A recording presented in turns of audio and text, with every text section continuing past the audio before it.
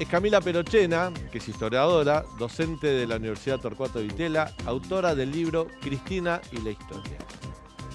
Camila. Hola, Dani. Bienvenida. Muchas gracias. Además es flamante mamá de Tony. ¿Cuánto tiene Tony ya? 5 meses cumple hoy, así que estoy feliz. Le mandamos un beso a Tony. Camila es una gran amiga mía, además yo estoy muy contento de tenerla en el programa para hablar de este libro. A ver si lo podemos tomar. Acá lo vemos. Cristina y la historia, el kirchnerismo y sus batallas por el pasado. Exacto. Esta bajada es la primera pregunta. ¿Por qué el kirchnerismo tiene batallas con el pasado?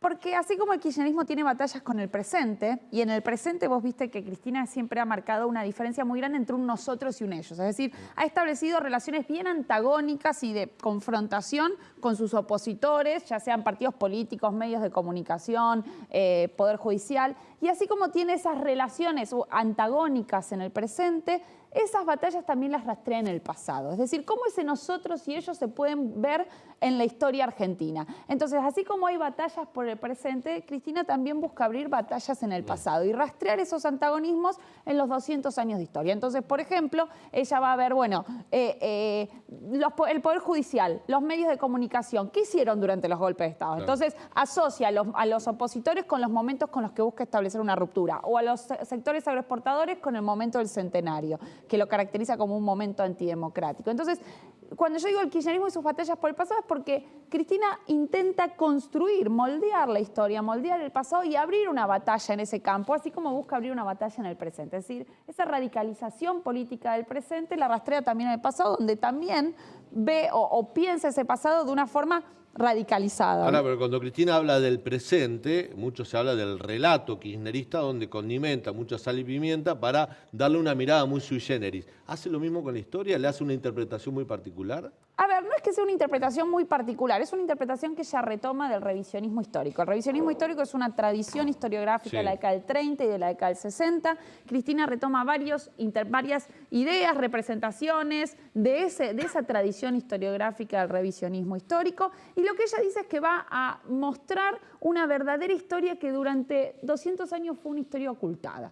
Entonces, que ella quiere escribir o reescribir una nueva historia, que en realidad es esa historia revisionista, no es tan nueva, la verdad, es una historia en realidad que tiene casi 100 años, una tradición que tiene casi 100 años, y ella sostiene que esa es la verdadera historia que fue ocultada. Entonces también por eso digo lo de batallas, porque ella así como habla de batalla cultural, eso que ella llama batalla cultural tiene algo importante, o tiene un basal importante, que es esta idea de que el pasado puede reescribirse.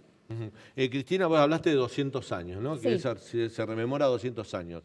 Ella dice que su patriota preferido es Belgrano, lo ha dicho, lo ha elegido Belgrano. Efectivamente, de hecho... Incluso denostando a San Martín indirectamente, ¿no? Totalmente, que Belgrano no es que denosta a San Martín, ¿no? En ningún lugar hay una crítica a San Martín, pero San Martín no tiene ni de cerca el lugar preponderante que tiene Belgrano. Yo, por ejemplo, leí todos los discursos ¿no? de Cristina durante su presidencia e hice un análisis un poco, además de cualitativo, cuantitativo, ¿no? De, bueno, ¿quiénes nombró más? ¿Quiénes aparecieron más? Y los dos más nombrados son Belgrano y Eva Perón. Es decir, Eva y Belgrano son los dos que tienen un lugar preponderante. Son las dos figuras que ella reivindica más dentro de sus discursos, ¿no? Y Belgrano sería su héroe preferido, uno podría decir. ¿Y por qué va Belgrano? ¿Por qué Belgrano es su héroe preferido incluso sobre San Martín? Bueno, ella con Belgrano establece cierta identidad. Identidad en el sentido de que Belgrano es un abogado que, según ella dice, sacrificó su vocación por el bien del pueblo, se sacrificó por el pueblo. Dibuja un Belgrano que es un Belgrano que ella lo dibuja como con ideas industrialistas, ¿bien? En realidad, bueno, las ideas de Belgrano están bastante ayornadas a la época, no es que sean ideas de adelantadas, sino que son ideas de la ilustración de la época, de un reformismo. No es la generación del 38, Belgrano, es anterior, digamos, como para imaginar. Exactamente, no es la generación del 37, es anterior. Totalmente, de hecho muere en 1820, ¿no? Pero ella lo que trata de buscar es esa identificación con esos héroes revolucionarios. ¿Por qué? Porque según ella, o lo que ella sostiene, es que viene a terminar con las promesas incumplidas de la revolución. Es decir, ella dice, bueno, la Revolución de Mayo tenía dos grandes promesas, la libertad y la igualdad. Ella sostiene que ella viene 200 años después a concluir esas promesas que no se han conseguido del todo. Sobre todo, dice ella, la igualdad. La igualdad es una cuenta pendiente, sostiene, de la Revolución de Mayo. Mi gobierno, dice, viene a terminar con 200 años de fracasos y divisiones. Entonces, entre la revolución, los revolucionarios, y especialmente Belgrano, y el presente, ella trata de establecer un puente. saltamos de Belgrano a Rosas, otro personaje también citado, muy citado por el peronismo también, ¿no? Rosas es muy reivindicado por el peronismo. Cristina tiene una visión históricamente, viste que es peronista, pero también se muestra como un poco más progre desde afuera del peronismo clásico. ¿Cuál es su relación con Rosas? No, ella reivindica al rosismo y por eso hace suya esa tradición revisionista. Reivindica al rosismo hasta tal punto que crea un nuevo feriado, que es el del 20 de noviembre, el de la Vuelta Obligado. Construye un monumento, que es el monumento a la Vuelta Obligado, que uno lo puede ver en Vuelta Obligado, donde ella hacía los actos. Aún con todos los contras que tiene Rosas, porque Rosas también es muy polémico para la interpretación de la historia. Ha sido una figura muy polémica desde el mismo momento en que se exilió, es decir, desde que se produjo la caída de Rosas en 1852, la Argentina se dividió, podríamos decir, entre rosistas y antirrosistas, ¿no? Hay quienes reivindican a Rosas y quienes se oponen a Rosas, y hay interpretaciones de la historia que buscan mostrar a Rosas como un tirano y otras que buscan mostrar a Rosas como un héroe popular. Bueno, podríamos decir que Cristina se monta sobre esas interpretaciones, que son las revisionistas, que buscan destacar a Rosas como un héroe popular, defensor de la soberanía nacional, lo cual es contradictorio. ¿En qué sentido es contradictorio? Bueno, si uno piensa en Rosas, Rosas era gobernador de la provincia de Buenos Aires y Rosas sistemáticamente se opuso a que durante los años en los que él fue gobernador, que fueron más de 2 décadas, a la organización institucional del país. Se pudiera organizar institucionalmente el país. Entonces, esa conversión de Rosas en un defensor de la soberanía, bueno, por supuesto que presenta ciertas contradicciones con lo que efectivamente sucedió en esos años del rosismo, ¿no? Y por eso Rosas genera tanta polémica y tantos debates. Un personaje de la historia que es muy reivindicado por los liberales, por los demócratas, por los republicanos es Sarmiento. Cristina no reivindica a Sarmiento.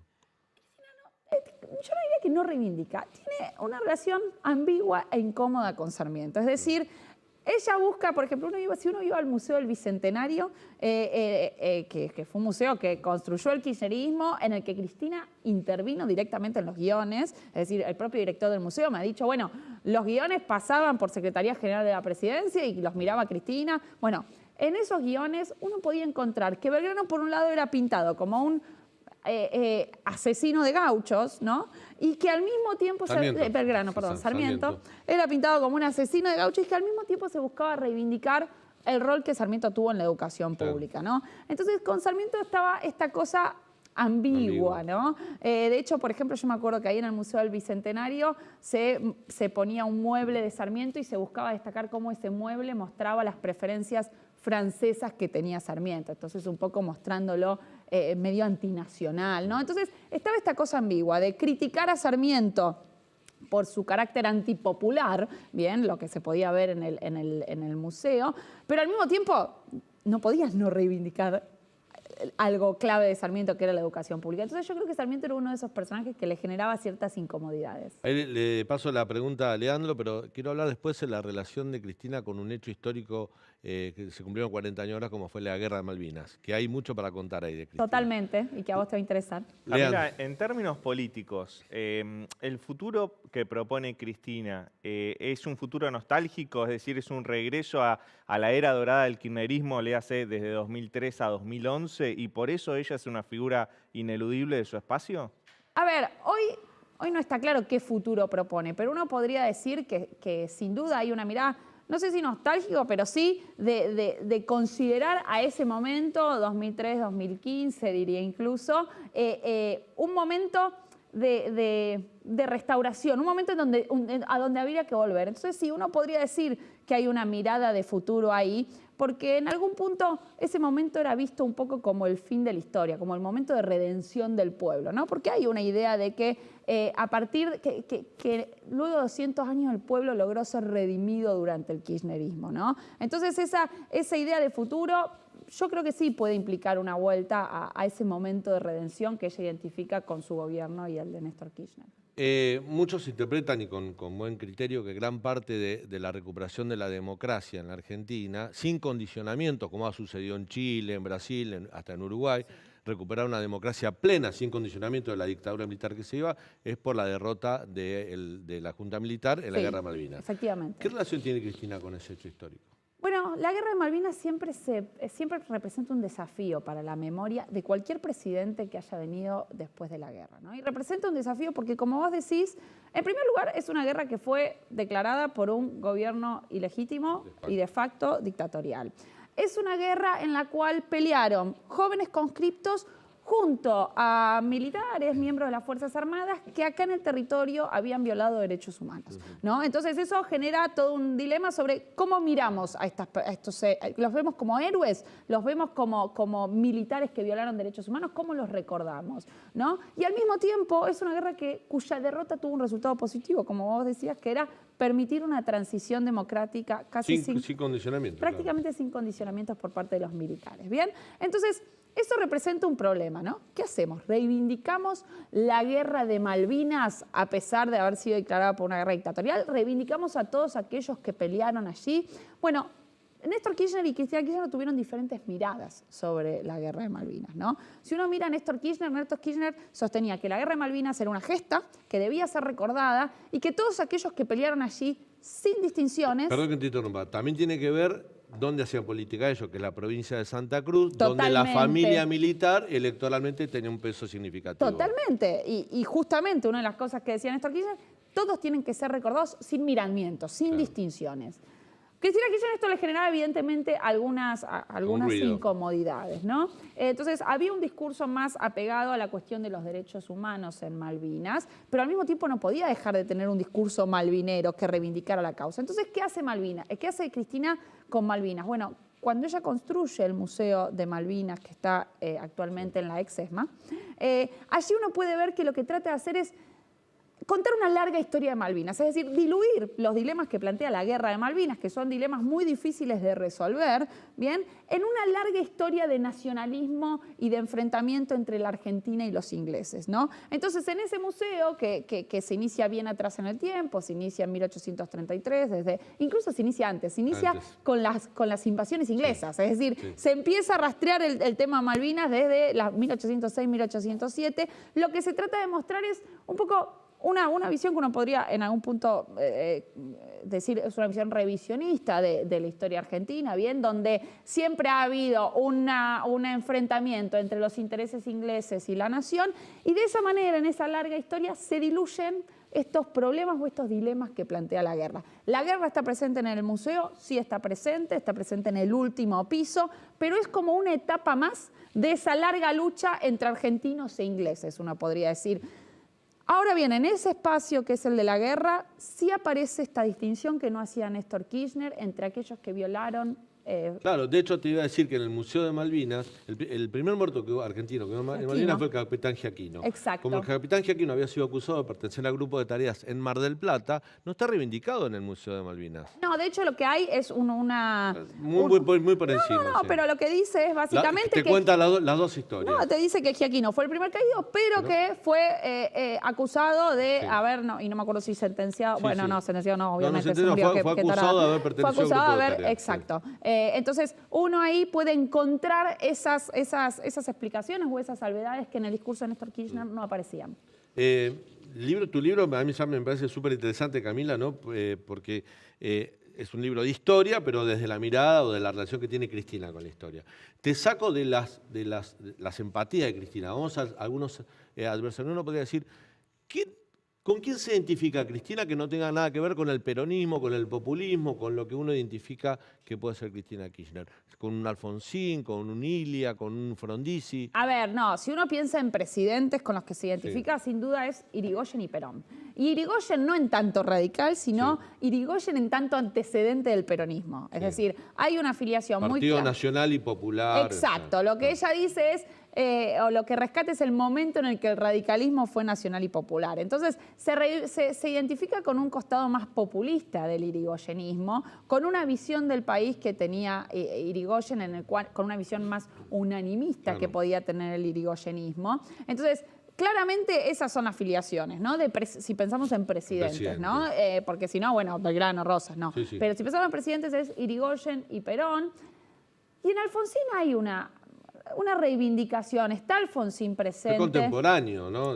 Fue contemporáneo, hay una reivindicación más clara que la que tiene, que la que hace Néstor Kirchner, que básicamente lo que termina haciendo Néstor Kirchner Niega el juicio a las juntas en un momento. Claro, ¿no? o sea, lo que hace Néstor Kirchner es una especie de bloque entre 1976 y el 2003, en el cual Alfonsín queda integrado en lo que él llama el neoliberalismo, ¿no? Cristina sí hace esas diferencias.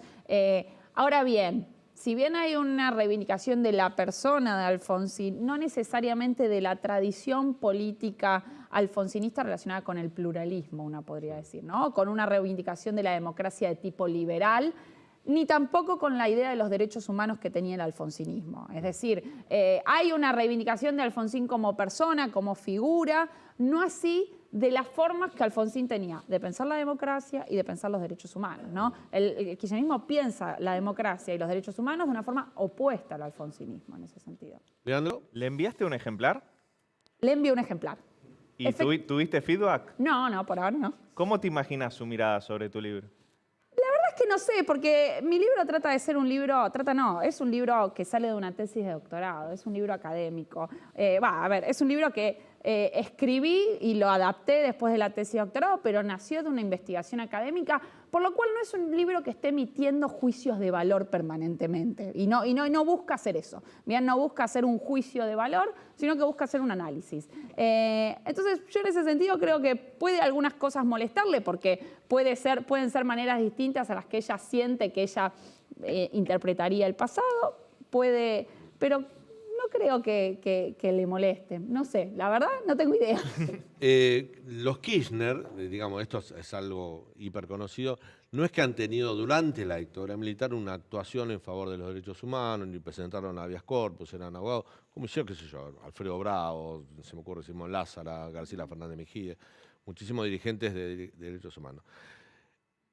Por eso, esa es la razón, a ver, desde el punto de vista de la perspectiva histórica, por la cual Néstor Kirchner, y ella también, porque ella no negó eso, en el 2003 niegan el juicio de la Junta o lo pasan por encima, como diciendo, vengo a pedir perdón por 20 años de silencio del Estado argentino, cuando había existido un juicio, una CONADEP y un juicio a la Junta. A ver, yo creo que en principio eso es Néstor Kirchner, no Cristina Kirchner. Cristina. No, de hecho, Cristina permanentemente ella sostiene que pidió explícitamente a Néstor Kirchner que pidiera perdón después de ese discurso, ¿no? Pero Bueno, Cristina, de hecho, siendo presidenta, nunca reivindicó tampoco la fecha de los juicios a la Junta como merecerían, ¿no? Bueno, hay que ver cómo merecerían. Ahora, lo que yo te diría es que ahí hay una visión diferente a cómo entender los derechos humanos, ¿bien? Porque cuando uno piensa en los juicios de Alfonsín y en el inicio de esos juicios, esos eran juicios no solo a las juntas, sino a los líderes de las organizaciones armadas, ¿bien? Sí. Y en el discurso kirchnerista hay una reivindicación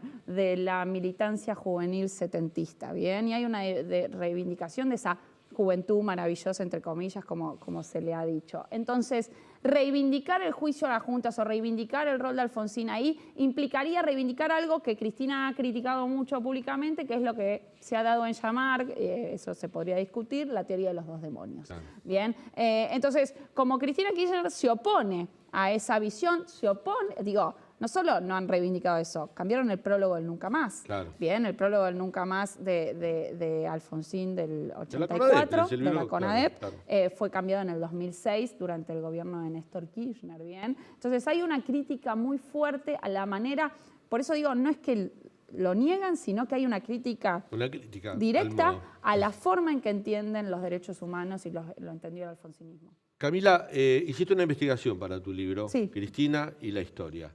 Una tesis de doctorado. Fue una tesis. Ahora es un libro que está escrito de una manera mucho más amable que una tesis, porque las tesis son un Pero hay una investigación profunda tuya como muchos historiadora. Años. ¿Qué te sorprendió de Cristina y la historia? ¿Qué descubriste que no lo tenías en cuenta? Porque me imagino que vos, informada como sos, sabías dónde te metías en cada uno de los temas, por lo menos muy por encima. Pero ¿qué te sorprendió? ¿Qué encontraste? Bueno, lo que a mí me sorprendió es la intensidad que tuvo el pasado durante su presidencia, que fue muchísimo más intensa que en cualquier otra presidencia de la historia argentina. Es decir, la mitad de sus discursos ella habló de historia, creó nuevos museos, creó nuevos monumentos. Es decir, me llamó la atención la manera en que Cristina entendió que la historia le podía ser productiva políticamente. Y cómo ella supo moldear la historia de manera tal que esa historia a ella le permitiera construir una identidad política clara, una identidad política kirchnerista y una identidad política cohesionada, ¿no?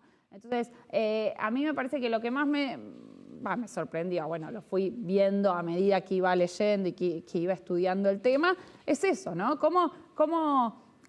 Refrendar sus ideas en hechos y en personajes de la historia. Sí, y moldear esa moldear historia, esa ¿no? historia. A la luz del presente. Claro.